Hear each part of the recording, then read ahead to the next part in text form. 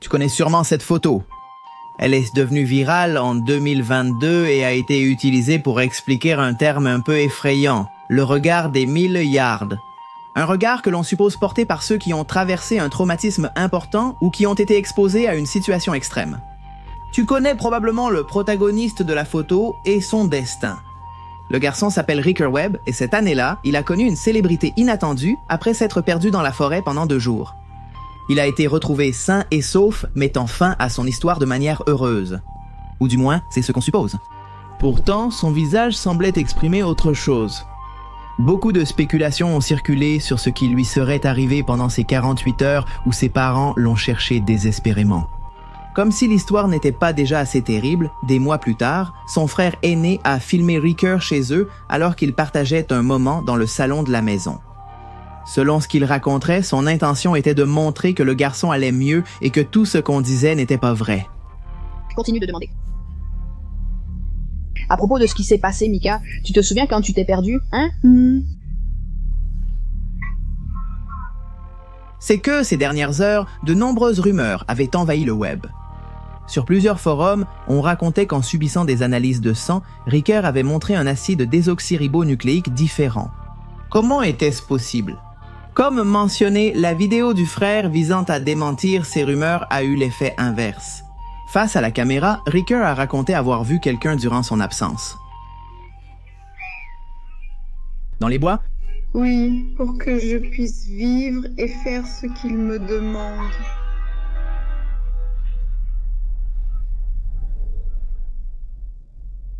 Quelqu'un vit dans la maison? Je suis désolée pour ce qui t'est arrivé, mon frère, c'était effrayant. Tu vas bien maintenant, Lola? Ouais. Par la suite, il est apparu évasif et affecté.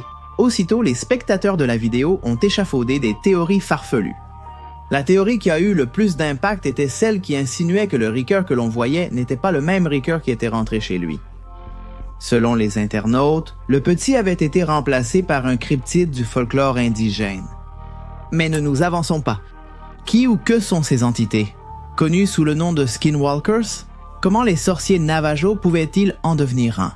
Quel genre de capacités surnaturelles possèdent ces êtres? Pourquoi parle-t-on d'expériences génétiques militaires?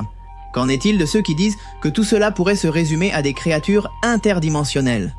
Quel est leur lien avec les Nawals, les Wendigo et l'homme jaguar? Qu'est-ce que la thérianthropie? Pour répondre à ces questions et à d'autres, plongeons-nous dans l'histoire curieuse et troublante des Skinwalkers.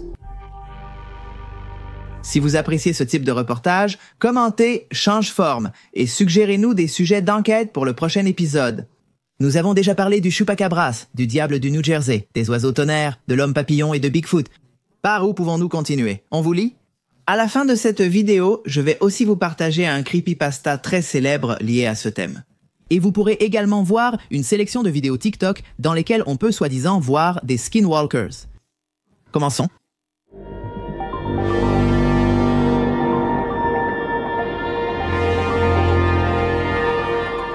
Ça semble assez perturbant que quelque chose ou quelqu'un essaie de se faire passer pour une autre personne, non?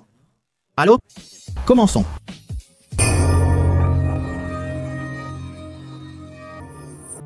Pour vraiment comprendre ce que sont les Skinwalkers, il faut remonter dans le temps. Dans le folklore des peuples Navajo, les Yinaldoloshi, un mot qui se traduit par « ceux qui marchent à 4 pattes », seraient des sorciers maléfiques capables de se transformer en animaux à volonté.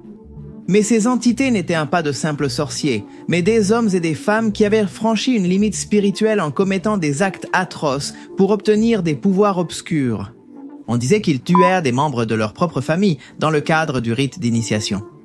Après quoi, ils pouvaient prendre la forme de coyotes, de loups, de hiboux, de corbeaux ou de toute créature du désert. Ils développaient aussi une force surhumaine, pouvaient imiter des voix, lire les pensées et même posséder le corps d'autrui. Il convient de préciser que tout ce que l'on sait sur les Skinwalkers est relatif et repose sur très peu d'archives. La raison en est que, même au sein de la tradition Navajo, parler de ces êtres est tabou. De plus, prononcer leur nom est considéré comme une invitation au mal. On pense que les sorciers Navajo dotés de ce don apparaissent souvent vêtus de peaux d'animaux, ce qui les rendrait reconnaissables parmi les autres. Selon les plus anciens, il y a un détail encore plus important. Il y a des siècles, il y a eu un conflit ancestral entre les clans Navajo et UTE. Dans cette guerre oubliée, les Navajo auraient invoqué des Skinwalkers pour maudire les UTE et leurs terres. Depuis lors, certaines régions ont été marquées comme des épicentres d'activités peu conventionnelles, des épicentres qui attireraient d'anciens sorciers métamorphes qui auraient passé tout ce temps à survivre dans la nature. Trouver ces terres maudites revient à entrer dans un endroit dangereux et peut-être magnétisé, avec la présence de créatures impitoyables et assoiffées de sang. Parmi ces terres fertiles pour les anomalies, on trouverait le célèbre et complexe Ranch Skinwalker. Nous avons déjà consacré un rapport complet à ce site que vous pourrez regarder plus tard si ce n'est pas déjà fait. En attendant, il suffit de savoir que le fameux ranch se trouve dans le comté de Utah, au nord-est de l'Utah.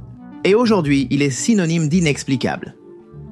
Cet espace de 194 hectares est tout simplement considéré comme la zone du monde où l'incidence paranormale est la plus élevée. Que s'est-il passé au ranch? Ce qui se passe sur cette portion de terre, théoriquement maudite par les Navajo, ne se limite pas à un seul type d'étrangeté. Là-bas coexistent des soucoupes volantes, des poltergeists, des portails dimensionnels et des créatures ancestrales qui feraient peur même aux Yétis ou aux légendaires Chupacabras. Nous parlons d'un lieu mystérieux, un endroit qui a captivé et continue de captiver aussi bien les passionnés d'histoires insolites que les scientifiques du monde entier. Un lieu qui est passé entre les mains de chercheurs excentriques et de millionnaires extravagants. En 1994, Terry et Gwen Sherman ont acheté la propriété avec un plan bien précis, établir un ranch de bétail. Ils l'ont planifié pendant longtemps, ont investi beaucoup d'argent et de nombreuses heures pour donner forme au projet. Ils avaient prévu tous les inconvénients possibles que la nouvelle entreprise pouvait leur réserver, mais malgré tout, ils n'ont pas réussi à répondre à leurs attentes. Dès leur déménagement, ils ont fait face à une situation imprévisible. Comment peut-on être préparé à affronter de telles choses? Tout a commencé un après-midi où le couple travaillait à l'extérieur. Ils avaient passé la matinée à finir de déménager meubles et matériel, fatigués mais heureux. Soudain, ils virent apparaître un grand loup à l'endroit où les vaches paissaient. Au début, les Sherman restèrent immobiles, espérant que l'animal partirait.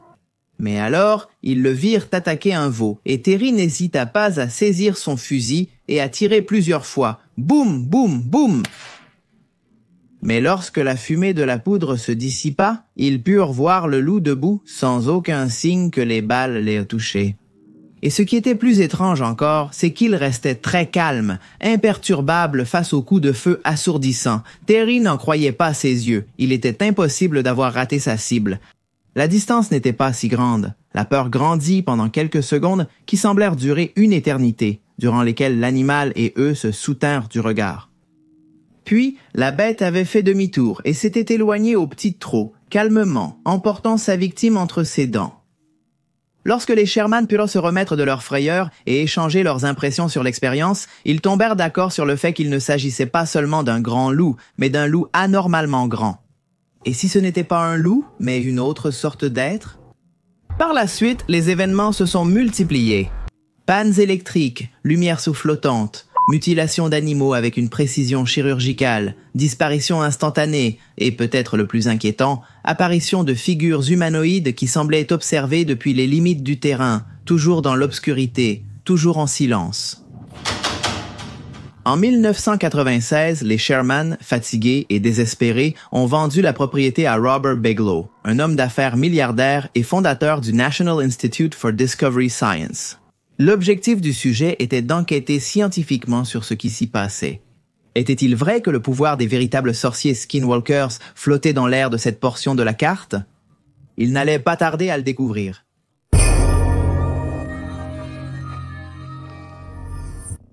Pendant des années, une équipe multidisciplinaire a surveillé la zone à l'aide d'équipements de haute technologie, incluant caméras, capteurs de mouvement et radars. Robert Bigelow est un magnate fasciné par le paranormal depuis l'âge de 12 ans. C'est à cet âge que ses grands-parents lui ont raconté très sérieusement qu'ils avaient été en contact avec une forme de vie extraterrestre dans le désert du Nevada. Le jeune Bigelow s'était promis qu'un jour il investirait du temps et des ressources pour enquêter. tout ce qui avait un rapport avec la possibilité de contacter des êtres venus d'autres mondes. Convaincu qu'une grande partie des preuves indiquèrent la présence d'un phénomène-objet volant non identifié dans le ranch.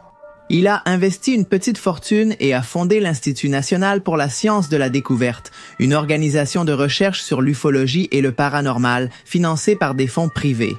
L'homme a mis en place un système de surveillance 24 heures sur 24 afin de pouvoir capter toute activité extraordinaire qui se produirait. Cependant, les équipements étaient souvent endommagés lors d'événements dignes d'être enregistrés. Bigelow a soutenu que ces interférences inexplicables étaient en elles-mêmes une preuve qu'il existait une énergie inexpliquée à Skinwalker. Joseph Hicks, qui a étudié plus de 400 rapports d'OVNI dans l'Utah depuis le début des années 1950, a souligné que la région était utilisée pour l'expérimentation gouvernementale de technologies inconnues. De plus, d'autres chercheurs ont affirmé que dans le nord de l'Utah, il existe plusieurs installations militaires secrètes qui testent des engins expérimentaux. Et celle-ci pourrait être l'explication des étranges lumières brillantes que les habitants voient souvent. Deux des hommes qui travaillaient pour Bigelow ont proposé d'autres théories. Ces personnes étaient Colm Kelleher et George Knapp. Parlons d'eux. George Knapp est connu du public pour ses nombreux travaux sur les phénomènes paranormaux. À la fin des années 80, Knapp a publié l'histoire de Bob Lazar, qui affirmait avoir travaillé comme employé dans une installation secrète appelée S4, située dans la zone 51. Selon son témoignage, il avait été convoqué pour étudier le système de propulsion des ovnis dans le but de le reproduire. L'enquête de Knapp sur l'affaire de Bob Lazar a reçu plusieurs prix en 1990. À la fin de cette décennie, Knapp est allé enquêter sur le ranch Skinwalker, séduit par les histoires qui circulaient à son sujet et gagnant la confiance absolue de Bigelow. Là-bas, Knapp rencontrerait Colm Kelleher, un autre chercheur du paranormal et vulgarisateur scientifique. Une fois installé sur place, Kelleher a affirmé avoir vu une grande créature humanoïde, la nuit du 12 mars 1997. Celle-ci espionnait l'équipe de recherche depuis un arbre. Le scientifique a précisé que la silhouette se trouvait à environ 50 mètres de distance et qu'elle les observait depuis une branche à 6 mètres du sol. Était-il en présence d'un sorcier ancestral ou d'un extraterrestre? Knapp et Kelleher ont uni leurs forces et ont publié un livre, À la maison du Skinwalker. La science se confronte à l'inexplicable dans un ranch isolé de l'Utah. L'un des cas les plus troublants, raconté dans le livre, s'est produit lorsqu'un des enquêteurs a vu une sorte de porte lumineuse s'ouvrir dans les airs. S'agissait-il d'une simple hallucination, d'une fenêtre sur une dimension parallèle, ou bien une cicatrice s'était-elle manifestée dans la trame de la réalité? Mieux encore, et si c'était un vortex capable de nous connecter à cet endroit, d'où proviennent tous les récits fantastiques d'autrefois? Malgré l'enthousiasme des hommes, la plupart des phénomènes se révélèrent insaisissables, comme si quelque chose était conscient d'être observé. Pour couronner le tout, certains membres de l'équipe commencèrent à éprouver des symptômes physiques et psychologiques graves, insomnie extrême, paranoïa, perte de mémoire et cauchemars récurrents.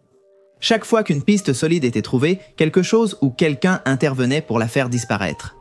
Par la suite, Knapp et Kelleher sont retournés questionner les membres de la tribu qui occupaient précédemment le site afin d'obtenir plus d'informations. Ils ont été surpris.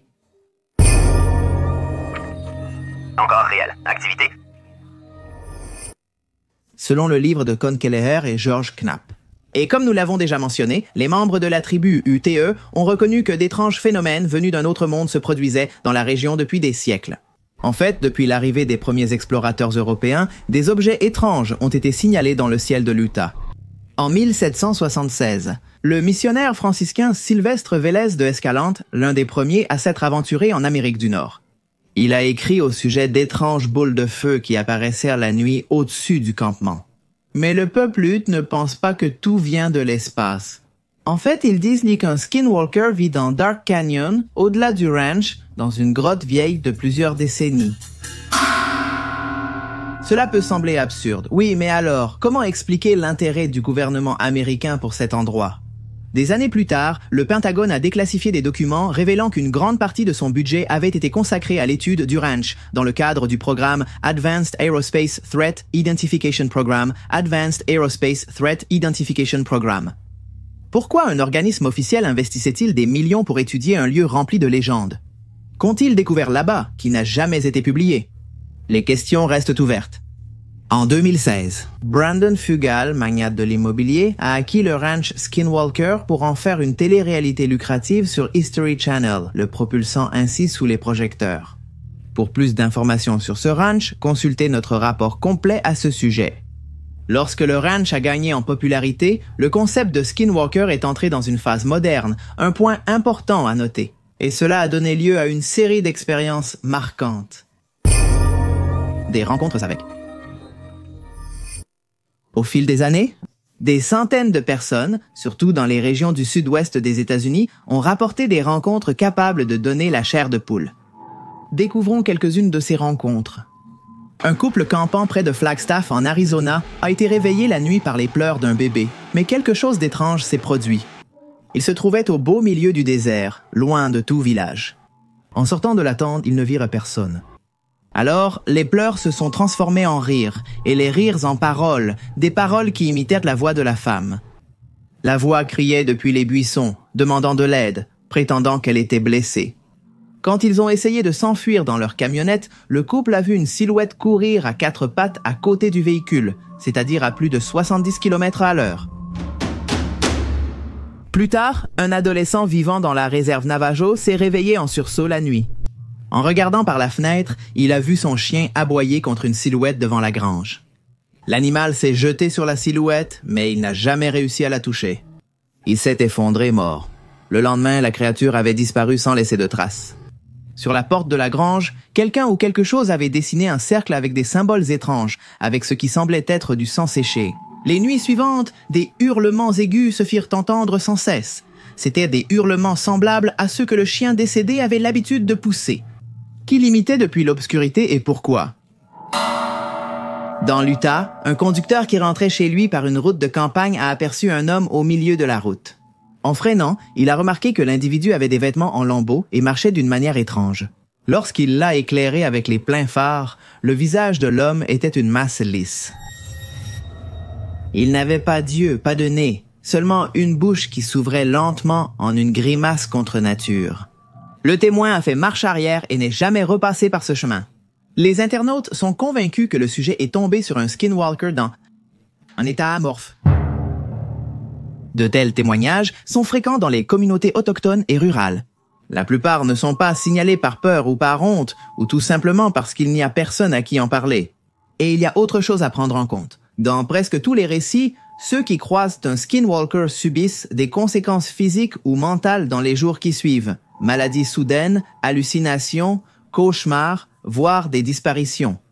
S'agit-il d'une malédiction ou d'un mécanisme de défense de notre cerveau qui se dérègle après avoir été en présence de quelque chose qui ne devrait pas être observé?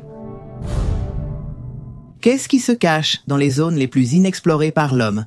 Est-ce une peur irrationnelle et stupide provenant d'individus habitués à la civilisation et incapables de faire face à la splendeur de la nature? En octobre 2019, une vidéo rendue publique a paralysé une grande partie de la communauté virtuelle. Dans celle-ci, beaucoup affirment qu'on peut entendre l'un de ces êtres mythiques des forêts crier. Octobre 2019, au cœur de la vaste forêt boréale oubliée de l'Ontario, Canada, un événement s'est produit. Quelque chose qui, jusqu'à aujourd'hui, reste sans explication. Chino Mikis, un chasseur expérimenté de 39 ans, est parti chasser le tétras avec sa femme et son petit-fils. Le plan était simple. S'aventurer dans les environs de la route de la rivière Vermilion, à environ 45 km de Sioux Lookout, une zone isolée, chargée d'histoire et de tranquillité. Mais ce jour-là, la forêt a rompu son silence. Alors qu'ils marchèrent parmi des arbres qui semblaient les observer, le groupe a entendu un son impossible à identifier. Un hurlement, un cri, un rugissement ne correspondant à aucun animal connu. Heureusement, l'un d'eux a réussi à sortir son téléphone à temps et à enregistrer le moment exact où la forêt a crié.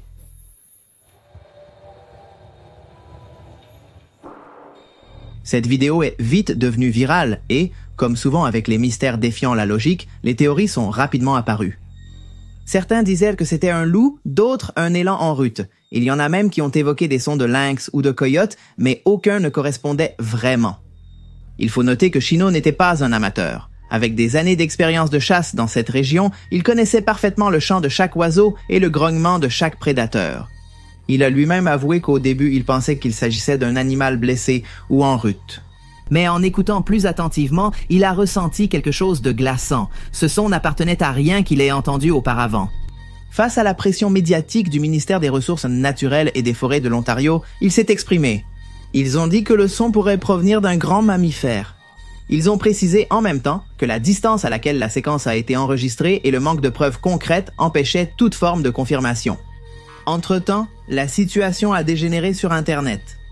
On a parlé de hurleurs nocturnes, d'êtres interdimensionnels, de créatures qui habitent les confins de la forêt boréale, là où la civilisation n'ose pas s'aventurer.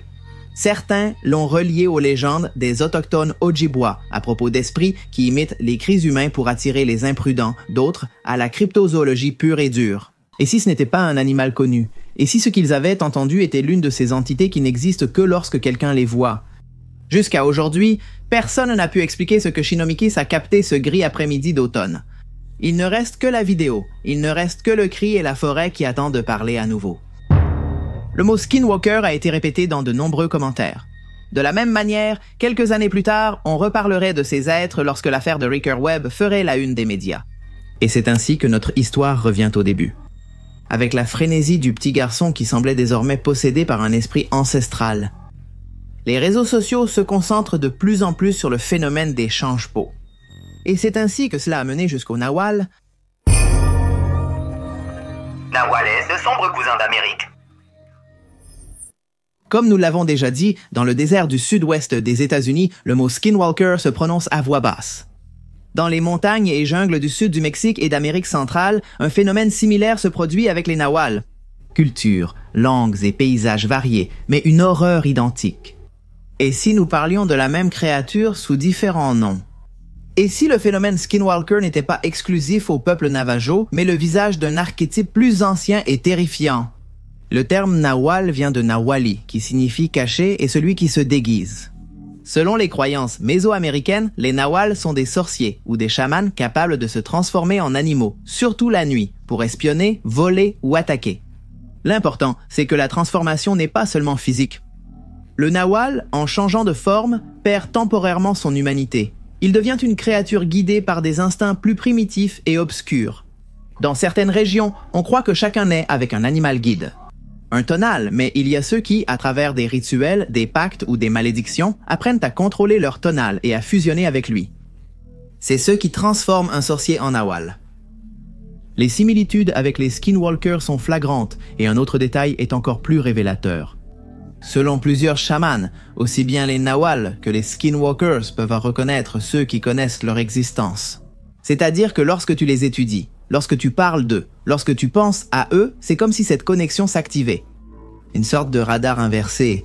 Et si c'est vrai, vous qui écoutez ceci avez déjà été marqué. Et qu'est-ce qui pourrait vous arriver? Eh bien, laissez-moi vous raconter une autre série de témoignages, cette fois liés au Nahual.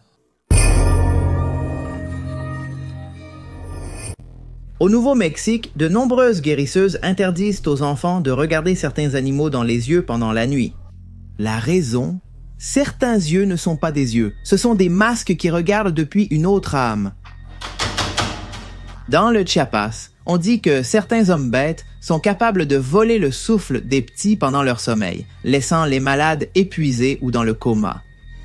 En Arizona, une famille entière a été poursuivie par une créature qui changeait de forme entre un loup, une femme sans visage et un oiseau géant. Il existe une hypothèse fascinante et effrayante selon laquelle les Skinwalkers et les Nahuals ne seraient rien d'autre que des expressions culturelles d'un phénomène plus ancien. La figure du changeur de forme universelle, un archétype présent dans presque toutes les cultures du monde. Pour expliquer ce qui suit, nous allons parler d'un concept aussi ancien que les mythes les plus sombres et aussi actuel que les murmures que personne n'ose répéter à voix haute.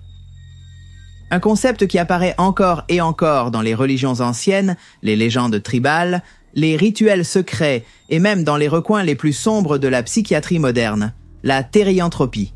Le mot vient du grec thérion, qui signifie bête sauvage, et anthropos, être humain. Et il ne s'agit pas d'une métaphore ni de poésie mystique, il s'agit littéralement de la transformation d'un être humain en animal. Parfois partiel, parfois total, parfois irréversible. On l'appelle aussi le thériomorphisme, surtout lorsqu'on parle de dieux, d'entités ou de figures symboliques qui combinent des traits humains et animaux. Ré, Anubis, Sobek, les anciens dieux égyptiens à corps d'hommes et têtes d'animaux, étaient-ils de simples allégories? Peut-être des souvenirs génétiques d'un passé hybride. Personne ne le sait. Mais ce n'est pas que de l'histoire ancienne ou des histoires pour faire peur aux enfants. L'ethnologue Ivar Lisner a avancé une hypothèse troublante. Et si ces peintures rupestres qui montrent des hommes avec des griffes, des cornes ou des crocs n'étaient pas de simples représentations mythiques, mais des portraits réels, de rituels chamaniques de personnes qui, à travers des états modifiés de conscience, incorporaient l'essence de la bête. L'historien des religions Mircea Eliade, l'un des grands spécialistes du chamanisme, a également souligné que la croyance en l'identité animale est aussi ancienne qu'universelle. En Europe, les skinwalkers trouvent leur analogue dans les sorcières animales et les doubles. En Afrique, on parle des tokoloshés et de sorciers qui se transforment en hyènes. En Asie, les kitsune sont célèbres et redoutés. Ce sont des renards qui se transforment en humains pour tromper et voler des âmes. En Océanie, il n'est pas rare d'entendre parler de créatures vampiriques qui imitent la forme humaine, les Yara-ma-ya-ho. Et si le monde avait été, depuis le début, un terrain partagé avec ces êtres, apprenons-en plus sur eux. Différent. Au plus profond des sombres forêts slaves vit une entité ancestrale qui n'obéit ni aux dieux ni aux hommes. Le Leshy est un esprit masculin lié au monde naturel, une sorte de gardien sombre de tout ce qui est sauvage. Il n'est pas simplement un protecteur de la forêt, il est la forêt elle-même faite chair. Il se manifeste sous la forme d'un homme d'une taille surhumaine, mais son corps est un mirage changeant. Il peut grandir jusqu'à la taille des arbres ou se réduire à celle d'un brin d'herbe. Sa peau est aussi pâle que l'écorce du bouleau. Ses yeux verts brillent avec l'intensité d'une mousse enchantée. Sa barbe est faite de lianes vivantes et de plantes grimpantes qui respirent. On le voit souvent accompagné de loups, d'ours et de toutes les créatures qui vivent sans chaîne. Il peut prendre des formes animales ou végétales, et lorsqu'il marche parmi les humains, il se déguise en paysan rustique. Avec un seul signe qui le trahit, ses yeux ne clignent jamais. Les Leshys sont joueurs et cruels. On dit qu'ils égarent les voyageurs et provoquent des maladies rien qu'en te regardant. Ils ne sont pas mauvais par nature, mais apprécient le chaos qu'ils créent. Des vagues déchaînées d'Écosse jusqu'aux plages brumeuses d'Islande, les Selkies émergent comme des mirages parmi les rochers. Créatures mi-phoques, mi-humaines, elles changent de forme en retirant leur peau marine, mais ce geste apparemment simple les rend vulnérables à la cruauté humaine. Leurs légendes sont toujours teintées de tragédie. Une Selkie peut être séduite, mais si quelqu'un cache sa peau, elle se retrouve piégée dans le monde humain, obligée de vivre une vie qu'elle n'a pas choisie. Beaucoup de contes parlent d'hommes qui volent ses peaux pour en faire des épouses captives. Les Selkies mâles sont irrésistibles, presque hypnotiques, et entraînent les femmes malheureuses vers les profondeurs de la mer, où le désir et la damnation se mêlent. Ce sont des maîtres de l'illusion, capables de créer de faux mondes pour ceux qui veulent fuir leur réalité. Les berserkers étaient des guerriers nordiques qui fusionnaient avec la folie animale. Ils n'étaient pas seulement des soldats, mais aussi des entités vivantes de la frénésie. Au combat, leur corps se transformait symboliquement, et peut-être même physiquement, en ours, en loup ou en taureau sauvage. Leurs yeux brûlaient comme des braises, leur peau suait le sang et leurs cris étaient si terrifiants que de nombreux ennemis prenaient la fuite avant le premier coup. Ils portèrent des peaux de bêtes, non pas comme des armures, mais comme des catalyseurs d'une transe brutale qui les rendait imparables. Les rois scandinaves les prenaient comme garde du corps parce qu'ils ne connaissaient pas la peur. Certains récits assurent que leur fureur était si intense qu'ils continuaient à tuer, même après avoir été transpercés par une lance. Étaient-ils seulement des hommes ou furent-ils les premiers à se fondre avec l'essence de la sauvagerie? Dans la pénombre des ruelles japonaises, entre lanternes éteintes et vieilles maisons en bois, les chats rôdent, mais tous les chats ne sont pas ce qu'ils semblent être.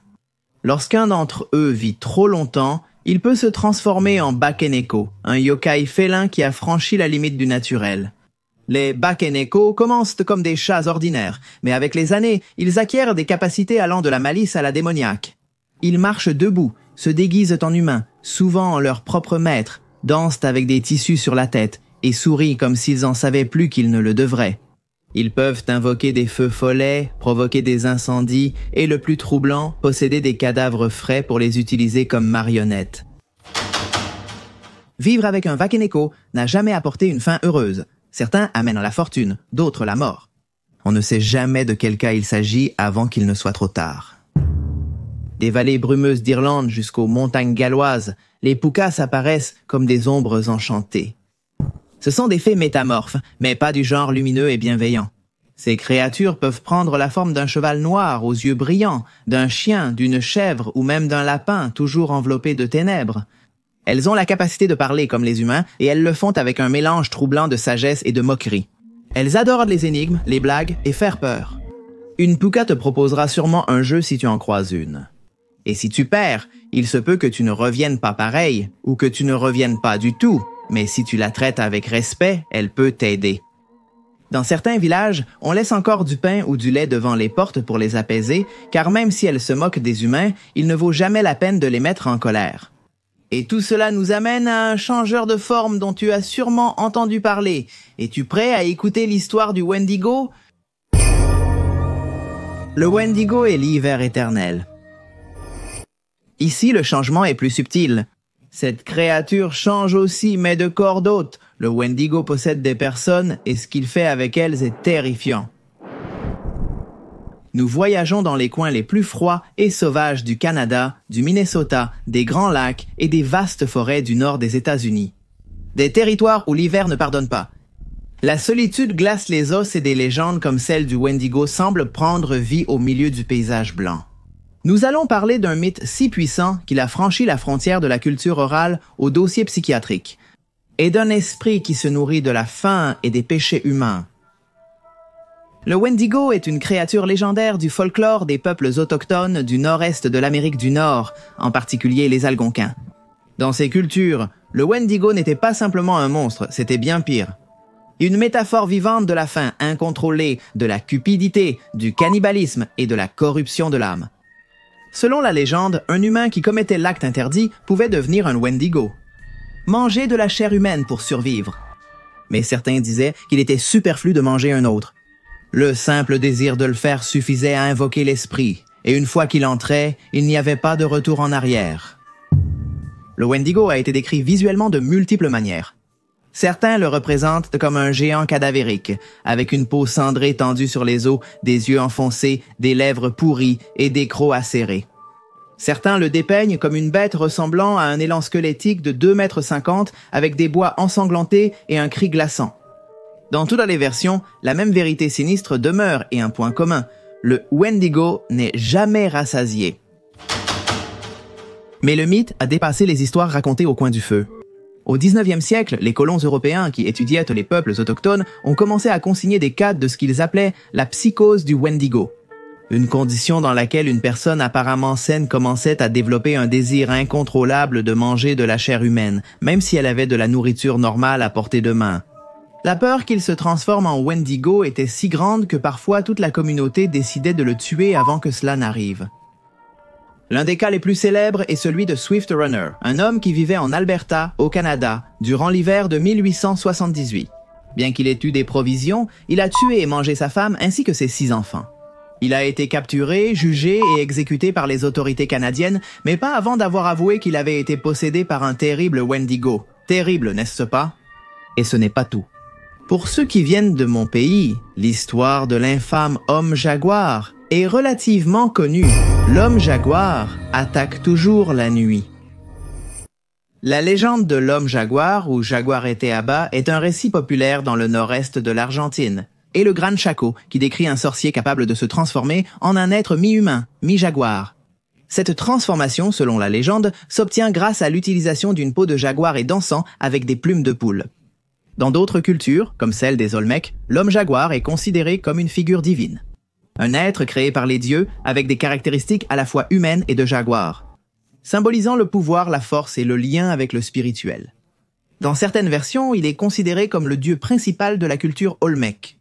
Dans le nord-ouest argentin, l'homme jaguar porte le nom d'Uturonco ou Runa Uturungu. La légende raconte qu'un vieil homme, en se roulant dans la peau d'un jaguar, peut se transformer en cette créature, acquérant une grande force et férocité. On lui attribue la capacité d'attaquer les hommes sans être vu, dévorant des animaux, surtout les plus grands et les plus gras. La légende mentionne aussi que la transformation a lieu au crépuscule et que la forme humaine est retrouvée à l'aube.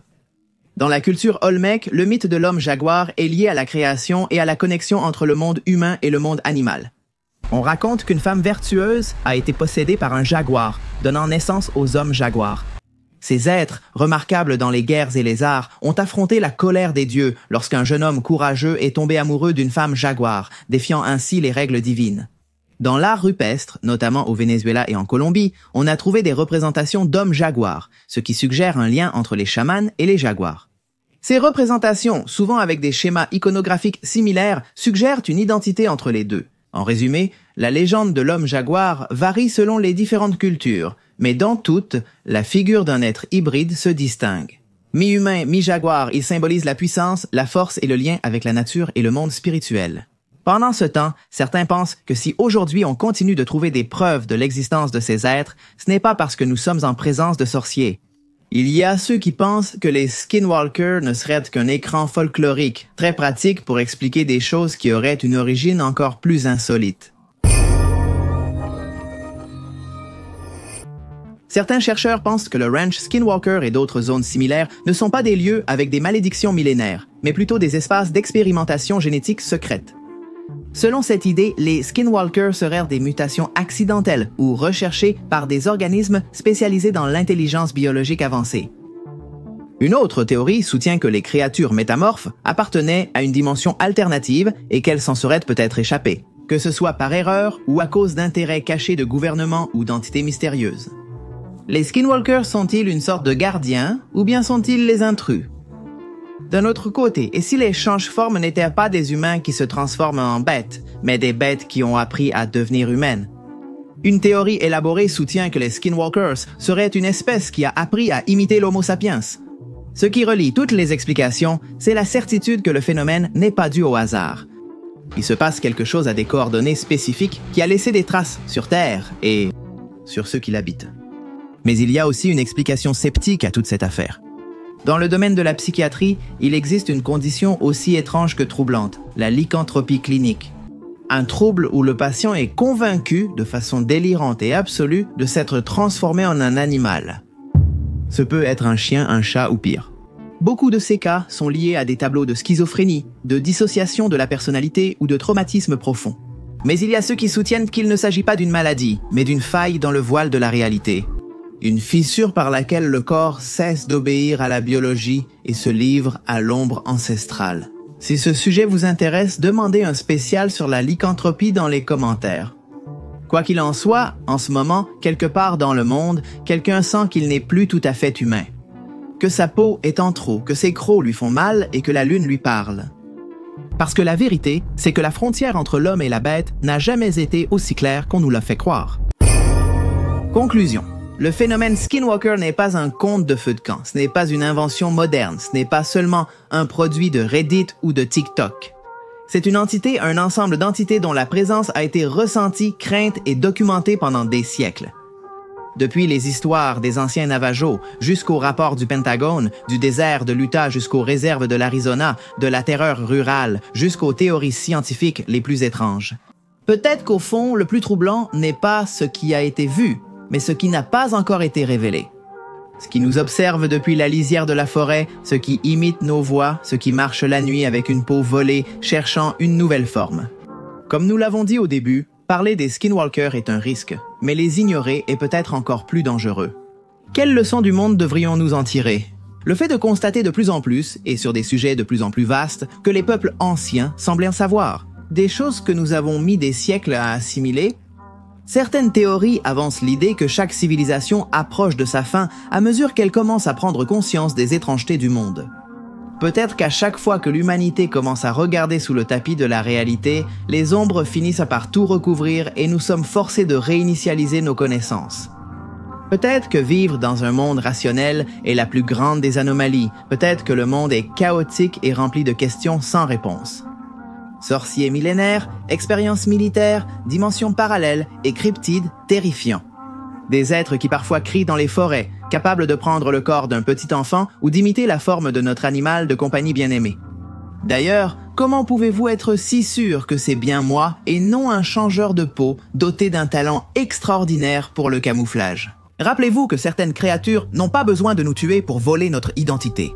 Parfois, tout ce qu'elles font, c'est attendre que nous nous endormions ou que nous commettions l'erreur de suivre ces sifflements qui viennent de l'obscurité.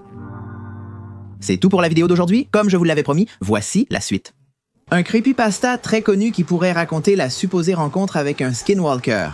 Je vais vous le lire tel qu'il est apparu sur les réseaux sociaux, puis vous pourrez voir quelques vidéos TikTok avec des soi-disant skinwalkers filmés en action. Prêt? C'est parti? Il y a environ 3 ans, mon cousin et mon oncle ont invité mon père et moi au stade local pour voir un match de football. C'était une tradition familiale. Mon père et moi devions aller les chercher en voiture. À notre arrivée chez eux, mon cousin a annoncé qu'on devait amener son frère de 6 ans, car la babysitter s'était désistée à la dernière minute. Nous avons emmené le petit garçon sans trop réfléchir. Le match est fini, notre équipe a perdu. Nous avons pris le chemin du retour vers la maison de mon oncle et, une fois arrivés, mes 2 cousins sont descendus de la voiture en courant directement vers la salle de bain. Mon oncle est resté parler avec moi et mon père. Tout allait bien jusqu'à ce que soudain nous entendions des cris d'hommes, comme si quelqu'un était en train d'être torturé. Nous avons couru comme des fous vers la maison. J'étais prêt à donner une raclée à un voleur, ou n'importe qui. Nous sommes entrés dans le salon et mon cousin était tout décoiffé, le visage rouge, faisant des gestes bizarres, tandis que mon petit cousin pleurait caché sous la table du salon. Croyant que l'aîné convulsait, nous lui avons mis un chiffon dans la bouche. Mon oncle, désespéré et au bord des larmes, a tenté de lui parler en vain. Il nous ignorait ou ne nous écoutait pas. Ne sachant pas quoi faire, nous l'avons attaché avec des cordes du garage, pendant qu'il continuait à crier et à se contorsionner. Il s'est calmé après un moment et a commencé à baver. Nous avons encore essayé de lui parler, mais il semblait ne pas comprendre. Mon petit cousin pleurait plus calmement, alors nous lui avons demandé ce qui s'était passé. Il a dit que lorsqu'ils étaient entrés dans la maison, ils avaient vu le chien manger des céréales avec une cuillère. Après cela, ils l'ont emmené dans une clinique et, pour résumer, on nous a dit qu'il avait définitivement perdu la tête. Nous avons pensé que mon petit cousin était dépassé par tout cela, donc il ne s'exprimait probablement pas bien. Mais quelques jours plus tard, quand le calme est revenu, nous lui avons redemandé. À notre grande surprise, il maintenait ses propos. Qu'en entrant dans la maison, ils ont vu le chien manger des céréales avec une cuillère. Ma tante devenait hystérique car elle ne comprenait pas ce qu'il voulait dire. Jusqu'à ce que l'enfant désespère et fasse un dessin de ce qu'ils ont vu en entrant dans la propriété. Ma tante est devenue encore plus folle avec ce dessin, n'ayant pas vu son chien après que mon cousin aîné soit aussi devenu fou. Mon petit cousin doit aller en thérapie toutes les semaines et le chien n'est jamais réapparu.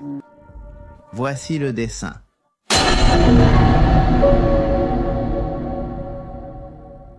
Pensez-vous que c'est un délire, une fiction ou un skinwalker? En attendant votre avis, voici des vidéos qui pourraient bien perturber votre sommeil.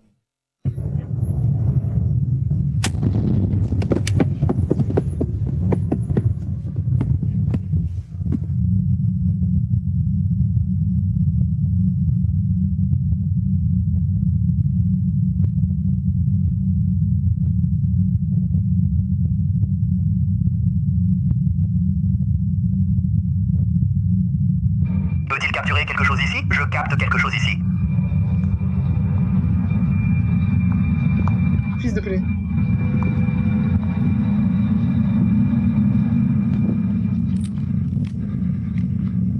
C'est notre maison. Je dois partir. Partir maintenant? Non.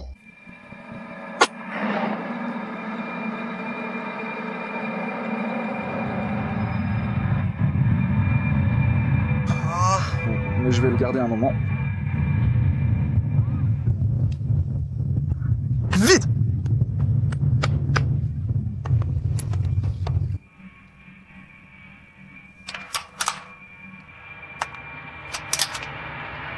Oh mon Dieu!